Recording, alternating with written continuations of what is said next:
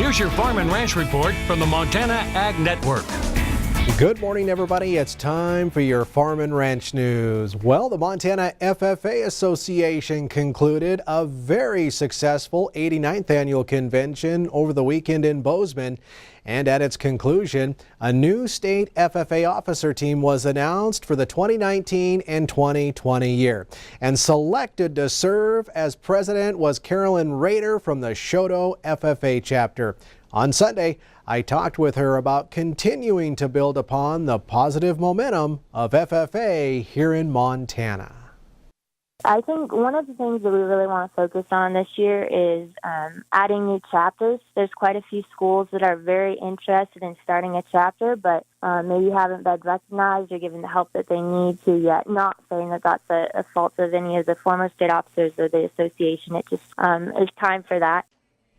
And we also want to congratulate the other new members of the Montana FFA Association state officer team, including Culbertson's Lucas Olkers, selected to serve as first vice president, Ritchie's Isaac Sponheim, selected to serve as second vice president, Winifred's Anna Slifka, selected to serve as reporter, Broadwater's Andrew Furrett, selected to serve as the new parliamentarian, Fairfield's Emily Evans, selected to serve as secretary. Park City's Andy Baker, selected to serve as treasurer, and Missoula's Kyle Andrews, selected to serve as sentinel. While the Montana Department of Livestock is conducting cattle testing related to the diagnosis of bovine tuberculosis in animals during routine inspection conducted at out-of-state processing plants. Now, these investigations involving several states stem from the detection of TB in a steer at slaughter in June of last year, a second unrelated steer found in December of 2018, and a cow this past March. Now, the purpose of the traceback investigations is to determine where an animal was infected, if possible, and to identify other potentially infected or exposed animals. And at this time, no infected herds have been confirmed within Montana. And according to a new report from CoBank, supplies of beef, chicken, and pork are expected to continue to expand from last year's levels, but domestic and international demand bring much more uncertainty this year. Overall, U.S. animal protein production climbed by 2.5% last year, with pork leading the way.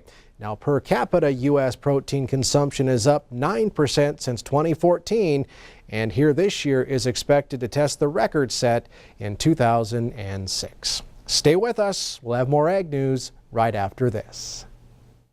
Man, has it been a long winter. When can we get outside and go on some adventures? Just wake me up when it's spring. Tire-Rama and Yokohama are here to save the day with a spring offer you can't miss. Right now, get $100 back on a qualifying set of Yokohama tires at Tire-Rama. Choose from popular tires like Geolander and Avid Ascend. Get out there and enjoy spring with Tire-Rama and Yokohama. Offer good until April 30th. Now that's more like it. Hey, Mom, what's for dinner? Why don't you check with Chuck while I put away the groceries? Hey, Chuck, can we have to make hamburgers? So what did you and Chuck decide on? Cheeseburgers. Chuck is your online guide to all things beef. Chuck can help with recipes, cuts, nutrition, cooking tips, and more. Projects like Chuck are funded with your beef checkoff dollars that only remain in Montana if producers sign the annual consent form. This message brought to you with consented beef checkoff dollars. Well, the next deadline for Conservation Stewardship Program applications to be considered for funding this fiscal year is May 10th. The NRCS plans to invest up to $700 million for new enrollments and contract extensions this year. The 2018 Farm Bill made several changes to this critical conservation program, which helps ag producers take the conservation activities on their own farms or ranches to the next level. Now, Tom Watson, NRCS state conservationist in Montana, says CSP continues to be a very effective tool for private landowners working to achieve their conservation and management goals. For more information, please contact your local NRCS office. That's your Farm and Ranch news. Have a great day.